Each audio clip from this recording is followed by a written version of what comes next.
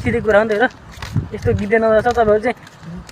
केटाले गल्ती गर्दाखेरि चाहिँ के भनिदिनुहुन्न, एउटा जुन केटीले गल्ती गर्यो नि हो तपाईँहरू त्यसलाई चाहिँ तपाईँले गल्ती भन्नुभयो क्या, त्यस्तो चाहिँ तपाईँले गर्नुहुन्न थियो। किनभने जस उसले आफ्नो दाजु एउटा जुन मानसिक बिरामी छ उसको, त्यो बिरामीलाई चाहिँ उसले लोभ लालच देखाएर म जस एउटा नगर प्रमुख भएको नाताले चाहिँ म केही गरिदिन्छु भन्ने आश्वासन देखाएर चाहिँ उसले चाहिँ त्यो प्रकारको चाहिँ सदुपयोग गरेर उसले त्यो जुन नराम्रो हरकत गर्न पुग्यो है, त्यो चाहिँ एकदमै नराम्रो काम हो। त्यस्तो गर्नु भनेको चाहिँ अपराधै हो त्यसले। किनभने अब हामीले चाहिँ त्यस्तो गर्नुहुन्न।